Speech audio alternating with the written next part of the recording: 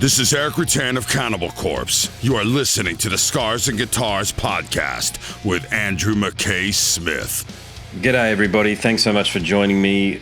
This is an episode that features a conversation with the venerable David Ellefson, formerly of Megadeth. Now the catalyst for the conversation is due to the Kings of Thrash Australian tour. There are 4 dates, July 12 in Canberra, the 13th in Brisbane, the 14th in Melbourne and the 15th in Sydney. I will certainly be at the Brisbane show. The premise of Kings of Thrash is to perform early Megadeth albums. I believe it's in full, so Killing is my business and business is good, and one of my favourite albums ever. So far, so good, so what? So, in this chat here, we certainly go there. And I want to make a couple of points before we dive in. David can only answer the questions that people put to him. Okay, he's one of those guys in that he's very polite, so he will answer the question. But I feel like this is David unvarnished, David uncut.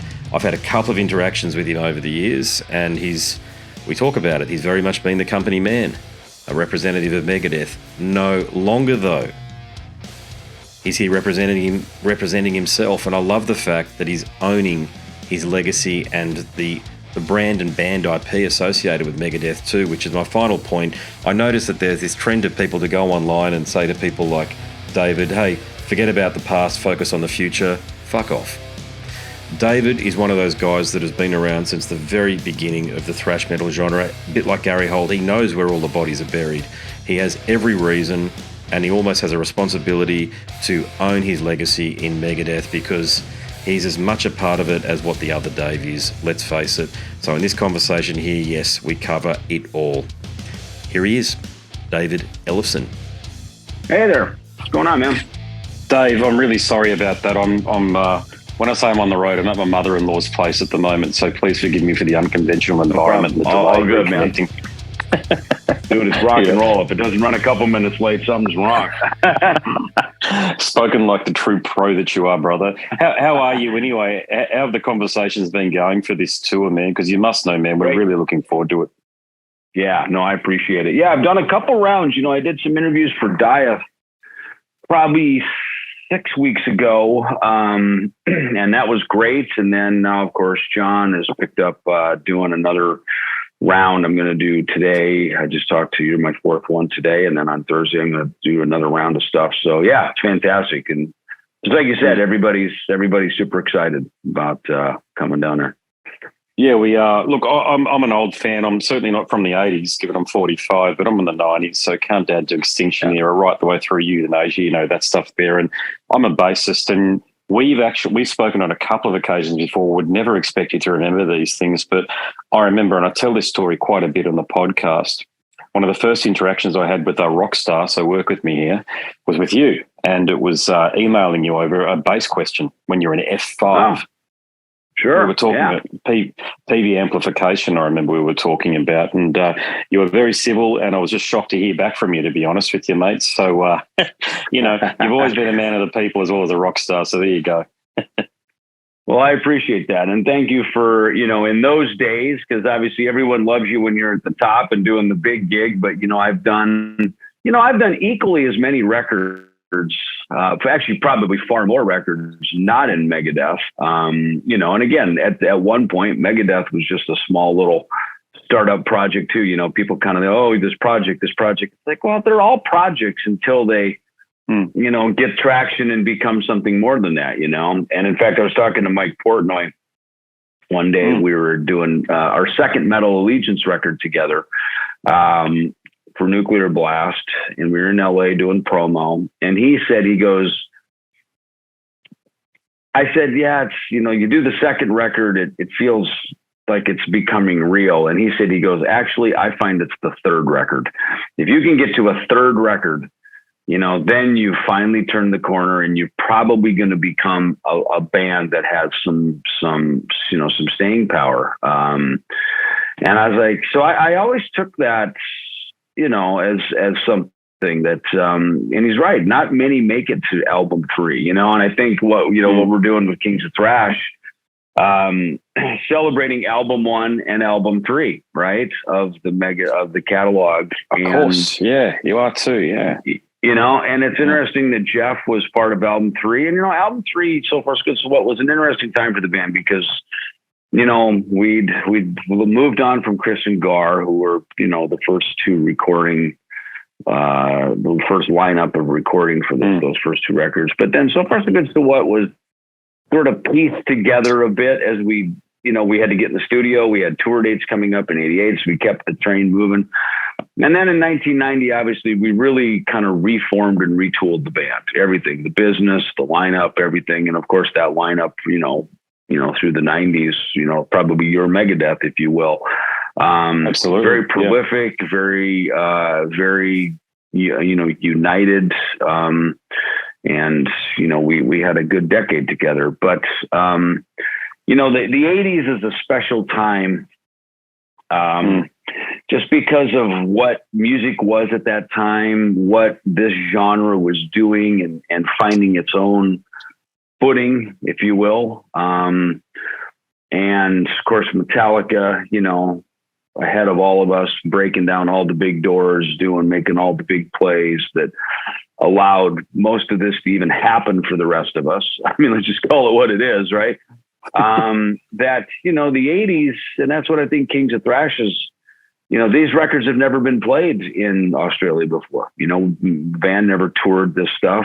We were supposed to go there on So Far So Good So What, but we ended up canceling. We had internal issues, and so we didn't get back there again until Rust in Peace. In fact, we were supposed to go back on Countdown, and we ended up canceling because of internal stuff. I think I had tickets for that, and I canceled. Yeah.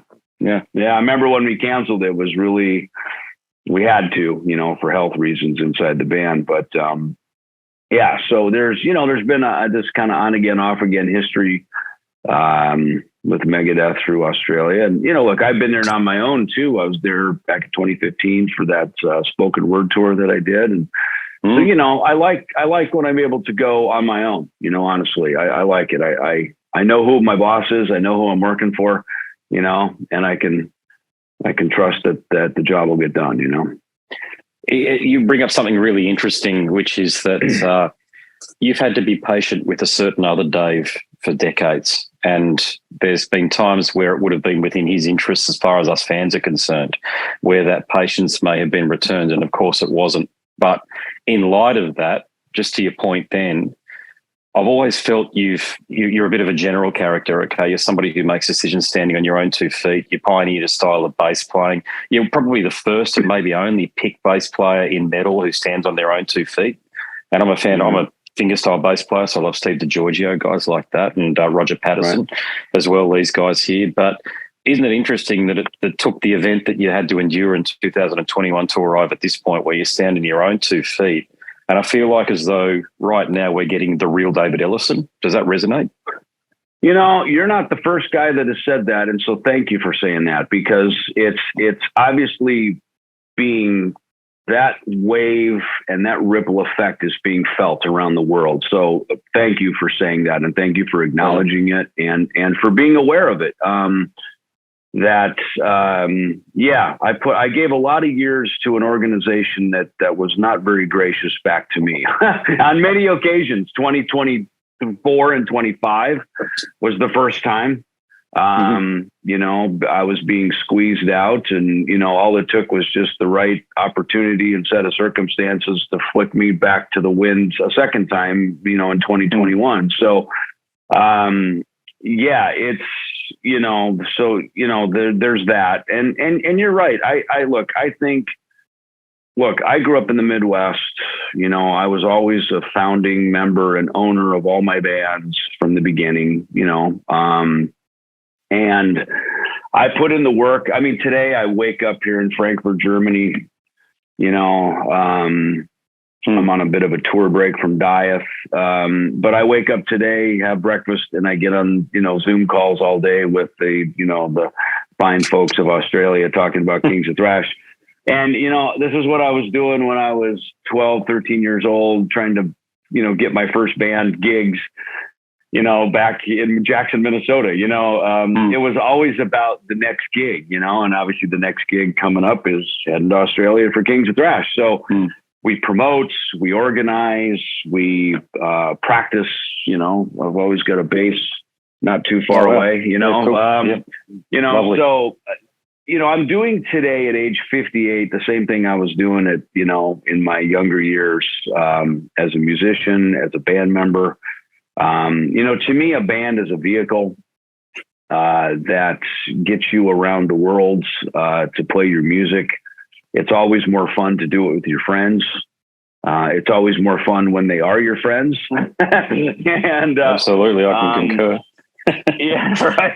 Anybody who's been in a band for more than a minute knows exactly what I'm talking about. And it's funny, like a lot of our heavy metal fans, and I say our meaning our collective community. We're fans.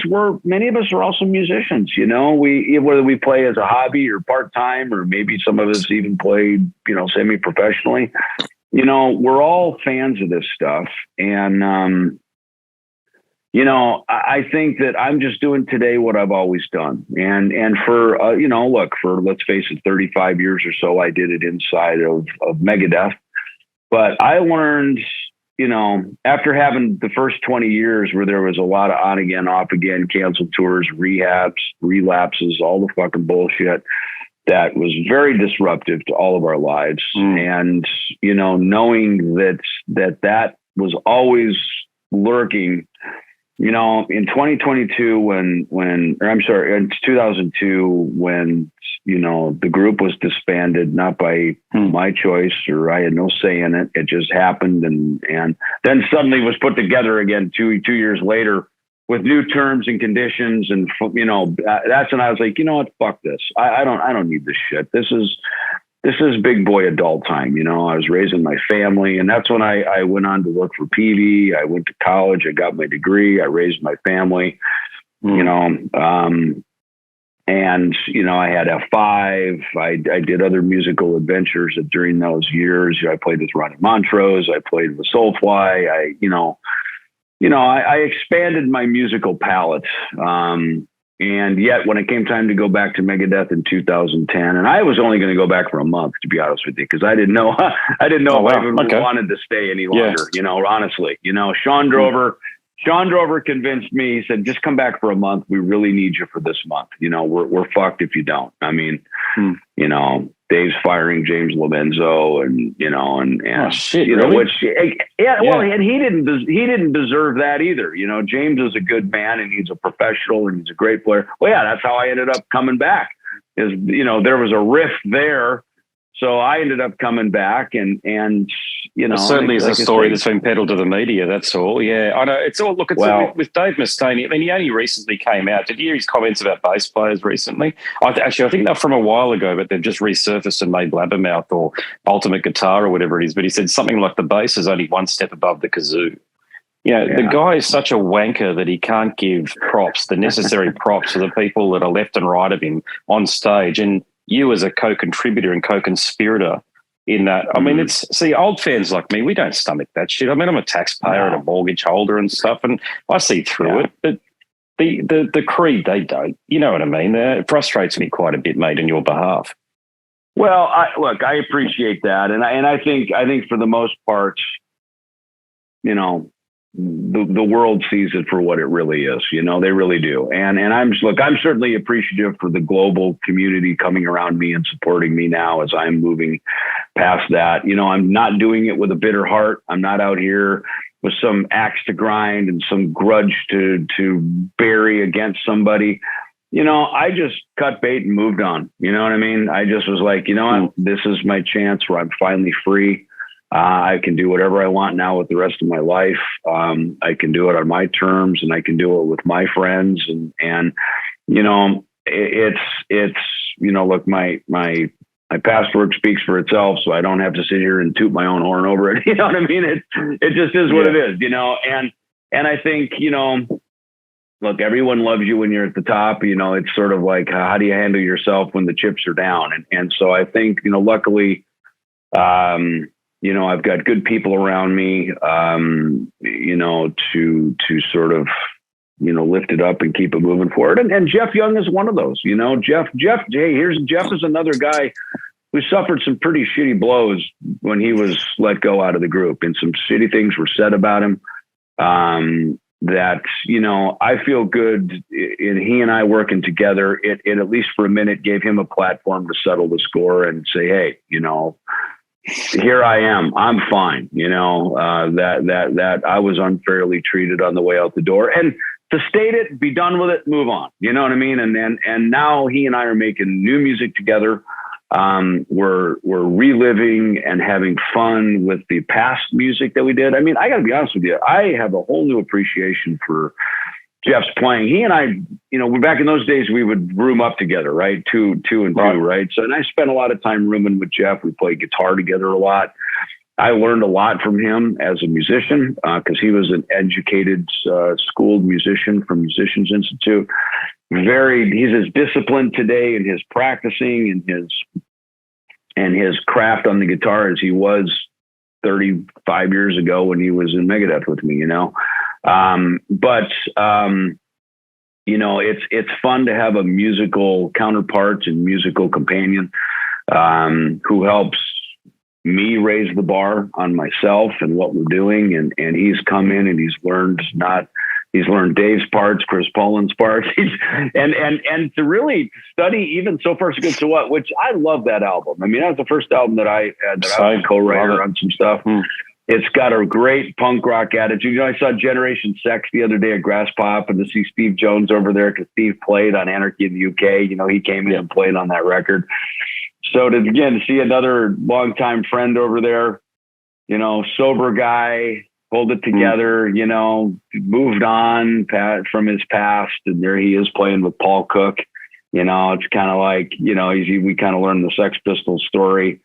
You know, there was a lot more going on there than we probably knew. And, you know, I've watched those YouTube videos with Steve Jones going over and playing the key riffs. And he goes to every song off the Nevermind the Bollocks record. I'm like, Jesus, I never knew that's how he played that stuff. Like it's got such character to it. And I was standing there with Phil Collins from Def Leppard, and I was just saying, man, he's got this, you got to check it out. Cause Phil's obviously a phenomenal guitar player. I said, man, there is a way about how Steve Jones plays those Pistol songs that is so different than how any of us play, that it's why those songs sound like they do, you know? And, you know, the Pistols were such an influence on me. You know, So Far So Good So What has a lot of just really great significance. And ironically, the Def Leppard Hysteria record came out while we were making that record. And our producer, Paul Lanny, was a big fan of that Mutt Lange production and sort of incorporated some new, you know, production ideas into the making of that record. It was an adventurous time in the recording, you know, industry. So it was really a pretty cool moment to be a part of as a professional recording artist. I think that album has the best songs from the band. Not by far. I think a lot of them they're adjacent, but So Far So Good So What. You know, Mary Jane through to the Cliff Burton tribute. You know, these sort of songs like that. I mean, they're the high watermarks from a musical perspective, aren't they? And they're songs obviously that you're paying tribute to on this tour when you're coming to Australia, because you've got Jeff in the group. Well, Jeff and I had reconnected in January 2022 when we were shooting the interview footage for the Nick Menza documentary that Jeff's now a part of. And through that, we started talking about some songs that we were working on together in 1988. So we went in the studio and developed tunes. We wrote some new materials. We've got some new stuff we're working on. And then Jeff hit me, he said, hey, there's an Ultimate Jam night at the Whiskey in May. It was coming up in like a week. And he said, you want to fly out and jump up and jam some tunes? You and me will blow people's minds. We'll jump up, as you know, because everyone else is just kind of these tribute bands and they're great players and everything. But it's a dude, he goes, dude, you and me, we are the guys. We'll jump up and blow their minds. And we did. And Chaz Leon was our singer. And I knew Chaz from his band Woke Up Dead that he has down in Orange County. It's his, it's his Megadeth tribute band. So I already knew him. So we jumped up and I said, dude, I'll do it, but we have to play Mary Jane. I said, that is the one song that I just love. And we've never played it. I mean, I literally think the last time we played it was in 91 after we toured Australia for the first time. We went up to Japan and everything was like this 2-hour evening with, so we needed to add more songs to the set. I think Mary Jane was, I at least what I see online, I think that was one of the last times we ever played that song. So to me, I'm with you. It's a real finger twister. The riffs are great. The storyline, of course, is near to me because it's about Mary Jane Terwilliger, which was folklore of a witch, back in Jackson, Minnesota area where I grew up. So not about marijuana as we all thought when we were kids. Yeah, right, exactly. Yeah, it actually isn't. It's about this woman. Yeah, I know. For years as a kid, though, I thought it was this homage to marijuana, it was dope smoking, and I was like, wow, these guys must be right into it. We should have, because it could easily have been back in that day. Trust me. Yeah. Yeah, cool. Hey, look, 2021 was obviously to say the bloody least, mate, it was clearly a very challenging year for you. But you've rebounded. You're obviously very resilient. You've proven that anyway. But I had to ask, was there a moment where you thought, fuck it, I'm just going to focus on my family here and, fuck all you idiots in the music industry that are just buying into all of this bullshit and maybe don't understand? Like you were, I'll say you were a victim in that. And I'm just saying that because I'm talking to you. It was, that was just a case of just flat out lies and celebrity, fucking internet shaming and just fucking bullshit. Yeah. I mean, which is why I set out to settle that score and make sure that everybody knew. And look, the music industry wasn't really rough to me. They were very compassionate. And they were actually fine with me. It was obviously a handful of shitty trolls and shitty people on the internet, who just can't help but jumping into a shit show. And, it's like, those are the kind of people that like rubberneck on when you're driving down the freeway and someone's in an accident. They can't wait to just jump in and go, what shit show can I guess in the Bible, they used to be called the what were they? The mourners, right? They'd walk down the street wailing, paid mourners. Yeah. So this is not a new thing. These type of people, these people have been with us from the beginning, and they're not my friends. I don't hang out with them. So they were the ones. Again, it's only a couple people who just tried to start a big fucking shit show. And I think honestly, the industry. I think what the music industry realizes, holy shit, we're all part of social media. This could happen to any one of us at any given time. Absolutely. And I think that was a big wake up call. I don't know why the fuck I had to be the one used to be the poster boy for that. Prove the point. Yeah. Whatever, let it be the cautionary tale that, man, and I told a lot of my friends, I said, man, these are not your friends in the internet, man. Be careful and take the precautions to protect yourself. And, because again, we're always taught, do more, post more, engage with your audience. It's like, fuck that and fuck you. It's like, because when the shit goes down, they are not there to help you. Meta and Twitter and none of these places, they are not your friends. They are not there to help you at all. So that's why, I mean, look, I have a team of people that deal with all that stuff now. And I make music. I travel around. I live in real time, in real reality, not some virtual reality.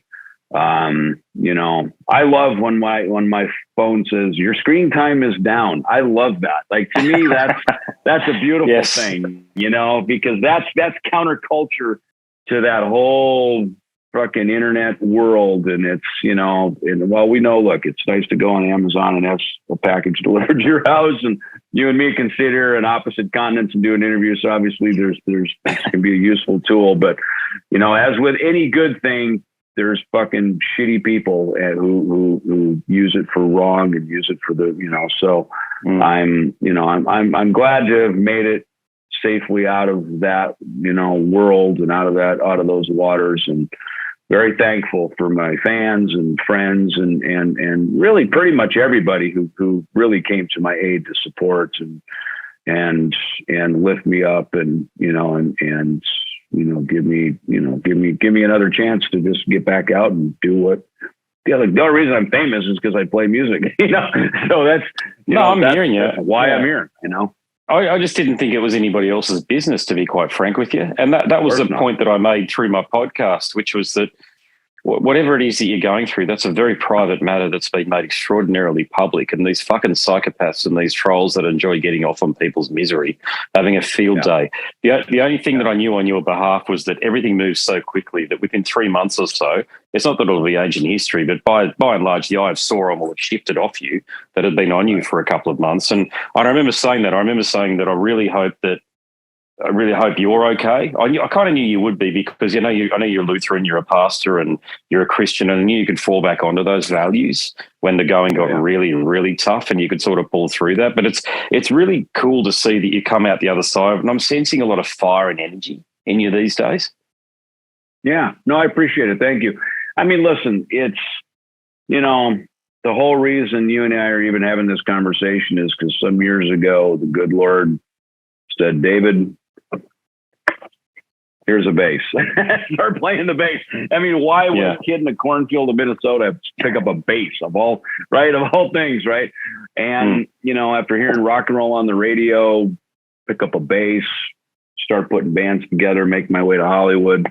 I look back, as they say, life can only be lived forward, but it can only be understood in reverse, right? So, as we all look back over our lives, we go, God, isn't it interesting how that worked out and how that worked out? And man, then they intersected with this person. And, and it all makes sense in reverse because it's this mosaic that we have to live forward in blind faith, that it's going to, and with hope that it's going to, we're doing the right thing. We're going the right places and we're connecting in the right way. So,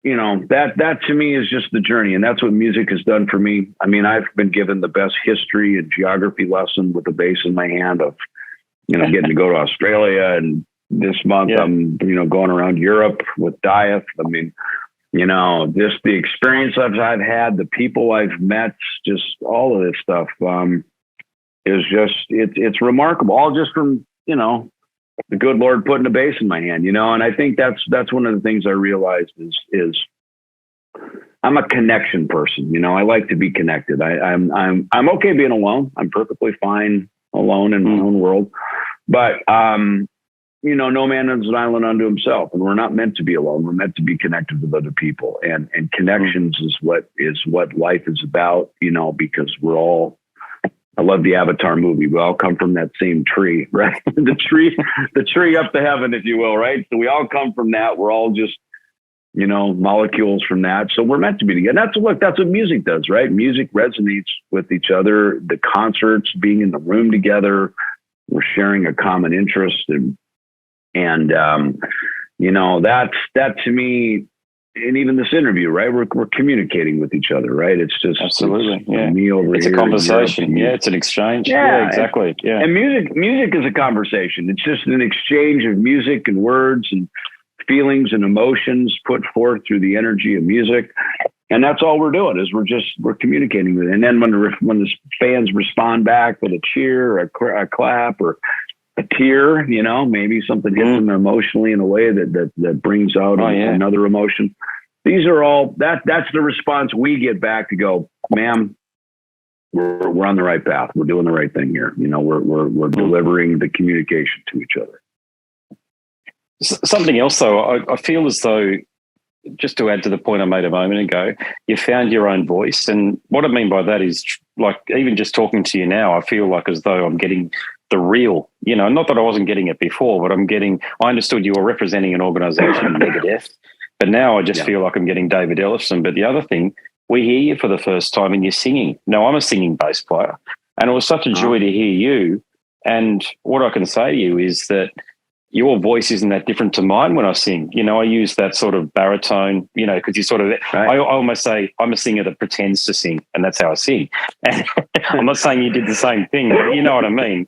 As a singing bass player, it's counterintuitive. So is that the first time you've ever attempted to sing in a studio environment for the purposes of releasing an album or a single? It is. First of all, thank you for that. And, look, we're all singers, right? Whether we develop the skill of singing, we at least speak, right? We're communicators, right? Our voice is one of God's greatest gifts to us because, and like the word says, the tongue is like a rudder of a large ship. It can either be used to build people up or it can be used to destroy and take people down. And so we have to be mindful of the things this little tongue says, but, to be given a voice to sing and communicate, look, I've my earliest bands, it's funny, Dieth, for instance, is a 3-piece, and my first band, we were a 3-piece, and me and the guitar player were the 2 singers. And I sang, I was an alto then, and then I hit puberty and I became a tenor.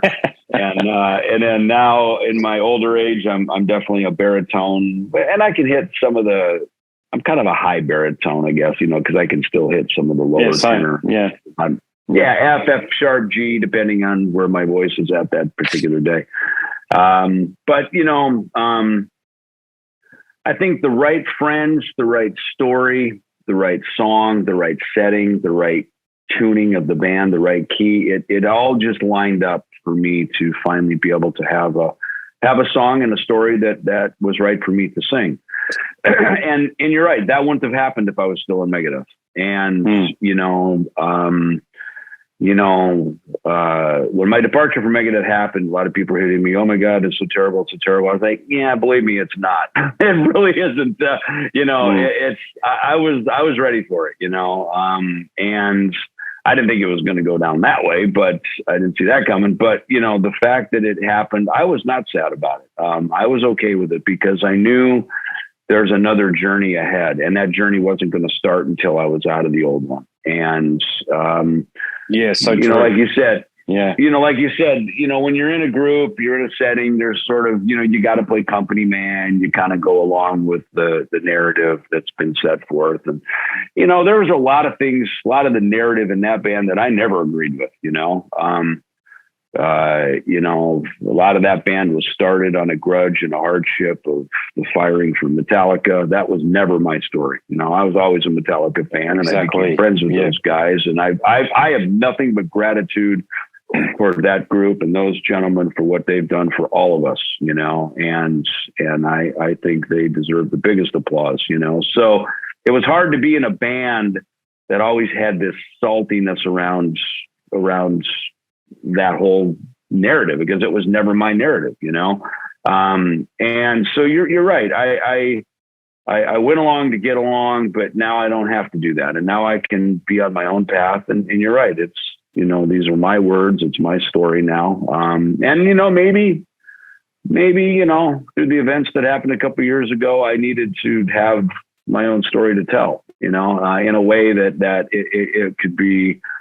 Because when you quit a band, everyone's pissed at you. They hate you. "Oh, fuck you. You quit. You quit my favorite band, But when you get tossed out, well, and I'm not looking for the sympathy card. You don't have to feel sorry for me. You don't have to do any of that. But it's interesting that, I guess the way it happened and it went down in a way that, it was certainly visible enough, and on a level that, it's sort of like, okay, well, what's going to happen next? And I just tried to be faithful to just following my heart, following the path. And fortunately, I had a lot of great musician friends who came alongside me. Look, we had the Lucid record ready. Jeff Young, came back into my life, which now leads us to Kings of Thrash. I meant to tell you about that, though. I'm a huge Sponge fan. It's rare in Australia, but you and Vinny make an awesome combo, man. Isn't it unbelievable, dude? I love Vinny, man, and I love Sponge too. I think they are such a cool band, and he is just such a great dude, a great rock star. I mean, I've never worked with an artist who's clever in the way he's clever. I mean, he just really has he's got a panache and a style about him, man, that is unequaled.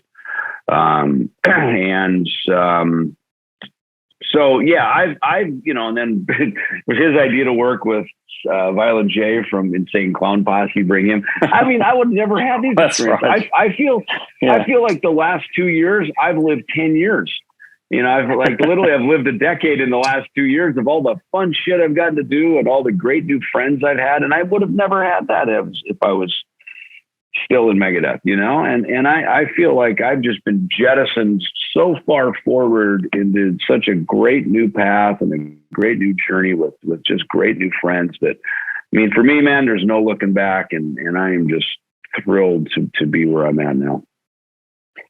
I feel as though Dave Mustaine has all of the talent in the world, but he's just never learnt not to be a jerk.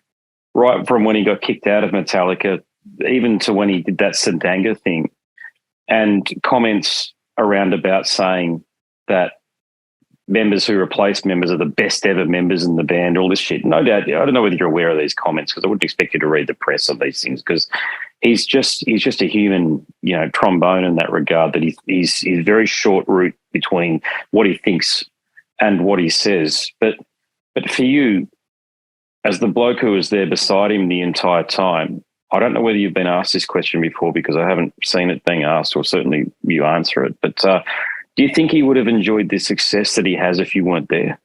From the very beginning, I'm talking about a right-hand man who could calm him down or calm a situation down, like the situation in Ireland where he mentioned the IRA thing, that sort of thing. Do you think that without you being his right-hand man, that he would have enjoyed the career that he had, despite his very obvious talents, let's face it? I don't know that he ever even enjoyed his own success. I watched that movie, The Art of Not Giving a Fuck, on an airplane trip recently, and I think that guy called it perfectly. I think he spent so much time focusing on what he didn't have that he completely missed all the gifts that he did have.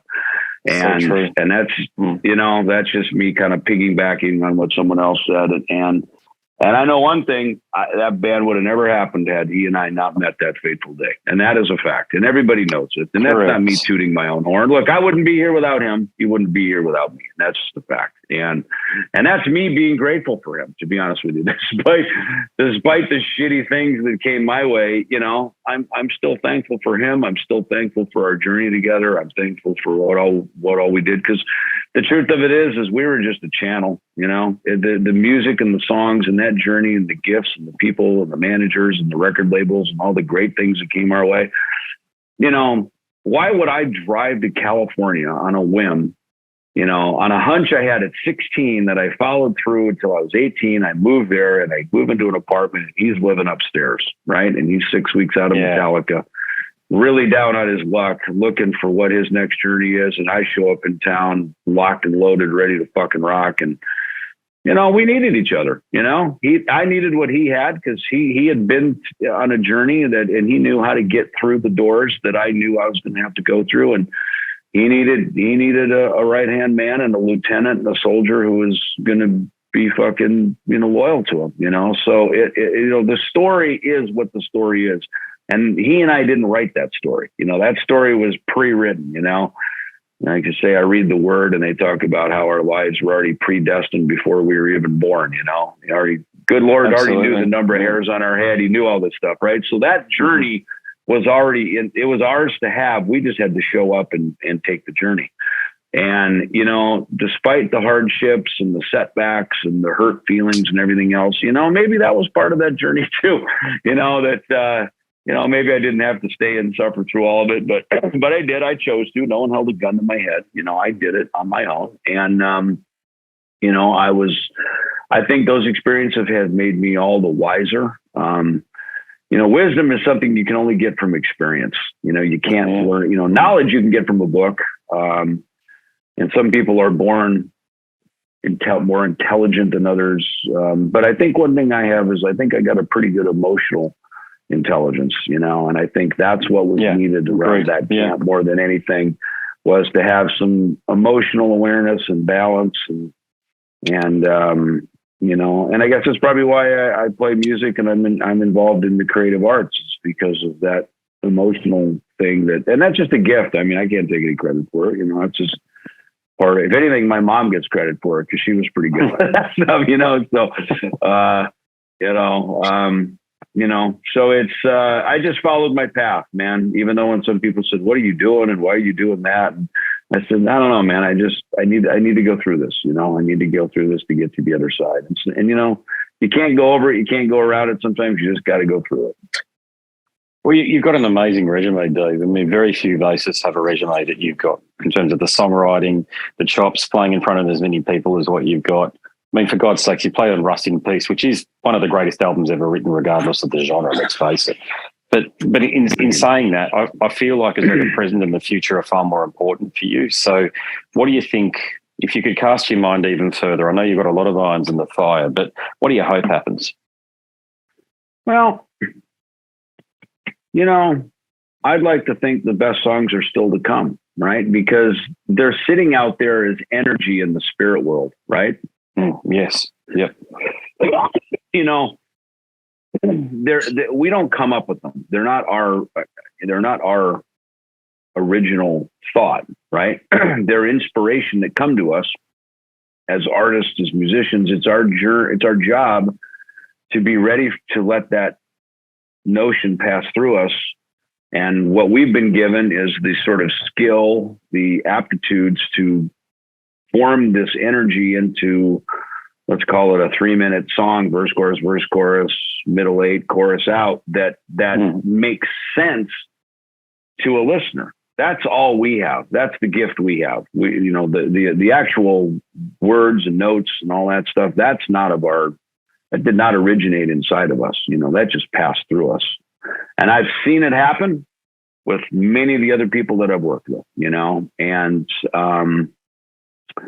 so to me, whether we're, going to Australia to play some fun songs from our past that we can, old songs made new, if you will, with a new spirit and a new heart of celebration, which is what we're doing. Or if it's, the new song still up ahead that's ready to come into our lives that we get to mold and shape and record. It took me a long time to realize that that's what the recording arts and sciences is about. You're recording a performance, a performance, rest in peace, as you say. That was a moment. That was a performance that was recorded, and that recording lives forever. That performance is gone, right? That we did it once, we captured it, it's there forever. But we've now moved on from that, right? So that's the beauty and the fun and the arts and the respect that comes from recording, is you are capturing that moment to it's just like a camera, right? There it is. Absolutely. That moment, that smile, that hair, eyebrow, teeth, shirt, whatever. There it is, right? That was the moment then, and that moment is now gone. But I have a memory of it that I can go back and it brings my heart back to it. Sometimes you can even smell the smell. You can feel the wind in your, whatever it was, right? And that's what we love about music, right? When you go back and put Rust in Peace on, takes you back to being, I don't know what you were, 15 or 10 years old. I don't know how old you were. Oh, 20 12, I think I was at the time. Yeah, it was. Yeah, I mean, I same ended with up me with Kiss Destroyer. It's that record. I listened to Kiss Destroyer. It takes me back to being 12. I was innocent. I didn't know about all this stuff. To me, rock and roll was just a dream. I couldn't wait to get on the train and go experience it, and it was, even when I see Kiss perform live, it's the same thing. I go, God, there they are, man. And I know them now. I know them as gentlemen and friends, as in the flesh, but I still look at them, and there's a part of me that I need that. I go, God, there they are, my superheroes, man. They're not even real, It's like, it's in makeup, in character. I'm just like, there it is. I remember, it takes me back to when my mom took me to see them at age 13 on a Rock and Roll Over tour. And there's a part of me, I intentionally transport myself back to that because, I need that too. As much as I do this as a living and I've given that experience to other fans, I still need that inspiration, and so it's, we've all got our heroes, and it's important that we all remain fans. Yeah, I agree with that one there. Be a fan first and foremost, and a creator at the same time, if not secondary to that, and you'll never be too far wrong. And you encapsulate that so well. You've always been so, as I said up top, with me, nobody in Australia, we reach out to our heroes, don't we? You never know what's going to happen. Yeah. And I think I reached out to a bunch of them back then. You were literally the only one who responded. And I was so thrilled. I remember getting that email and just showing my then girlfriend, saying, "Look, Dave Ellefson responded to it." Hey, listen, I got to jump onto another thing. You want maybe one more question to close or something, or wrap it up? I'll just end in gratitude, Dave. Thank you for doing what you're doing, and for continuing, more to the point, for doing what you're doing. I'll be in the crowd, mate, and mate, if afterwards, mate, if the planets align and we can sort of chink beers or something like that, mate, that'd be great. But otherwise, thank you. Sounds good. Thank you, my friend. I appreciate it, Andrew. Look forward to seeing you, man. Thanks, brother. All the best. Yeah. Bye. Nice. Catch you. Bye. Well, there you have it. Told you it was a good one up top. David Ellefson, formerly of Megadeth, these days in Kings of Thrash, touring Australia rather soon.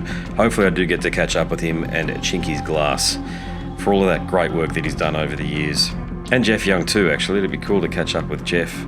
I've thought about reaching out to Jeff. I think some of his political views and his views on social issues align with mine, so I'm sure we'd have a ripper of a conversation.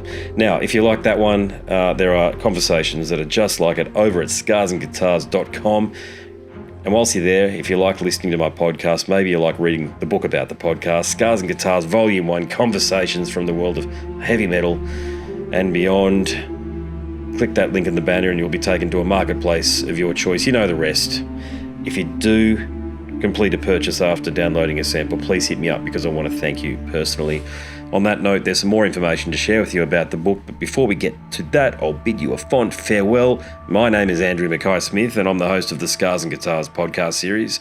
Until next time, stay safe, and it's a very goodbye for now. This is Eric Rattan of Cannibal Corpse. You are listening to the Scars and Guitars podcast with Andrew Mackay-Smith. I've been the host of the Scars and Guitars podcast since 2017. The first musician I interviewed for the show was David Vincent from Morbid Angel, and things have just snowballed from there. In all, I've posted almost 650 podcast episodes featuring conversations with many of the leading lights of rock, heavy metal, and beyond. It just got to a point where I thought, I need to write a book about all this, so that's exactly what I did.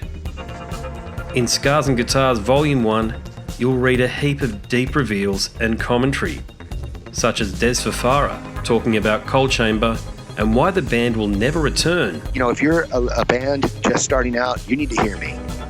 Do not start a band with partners. Ever. Yeah, wise words there. Sage advice, mate, for anybody. Don't ever, because I can't go do Coal Chamber right now unless I get others involved. Phil Anselmo talks about the episode in his career which gives him the greatest sense of accomplishment. I think the staying power of the fans and the staying power of the songs, you know, whether it's Pantera, Down, or Superjoint, the fans remember the songs. Alex Skolnick from Testament confirms that, yes, playing the guitar in Ozzy's band is anything but an ordinary gig. Will Silent Oz from Dimmu Borgir write a book? Pa from Sabaton gives advice to people who want to start a band. Look at the team around you, look at the bandmates. If the guys want to be on the stage, then it's all cool. If the guys want to be backstage, then it's not going to be cool. Current and former members of Cradle of Filth discuss the band's seminal 90s material. Read about the reaction to George Lynch and Mark from Suicide Silence's comments when they throw shade at then President Donald Trump. We have this idiotic monster, you know, this egotistical, self-aggrandizing, complete piece of shit in there. I just can't understand how we've gotten to this place. And yeah, we kicked a hornet's nest with Sepultura. Percussive overlord Gene Hoglan talks about recording with Chuck Schuldiner. Chuck was always, he was very open-minded, and he was into having his musicians that were playing with him just reach out for the best stuff that they had. Phil Campbell from Motorhead discusses what it takes to get sober. John Five answers his critics who dismiss his tenure with Marilyn Manson. You know, my name is John Five, and Manson gave me that name, and I had some of the best years of my life in that band and learned a lot. And we get the lowdown on Treyarch Zagtoth from those who would know, including his mother. All across Scars and Guitars Volume 1, there are moments of tension, relief, tragedy, exhilaration, and throughout it all, you'll obtain insight that I believe no one else has managed to obtain from many of your favourite artists. So treat yourself. Scars and Guitars Volume 1 is currently available as an ebook with a print edition on the horizon. Follow the links attached and download a sample. I'm sure you'll be compelled to read the whole book.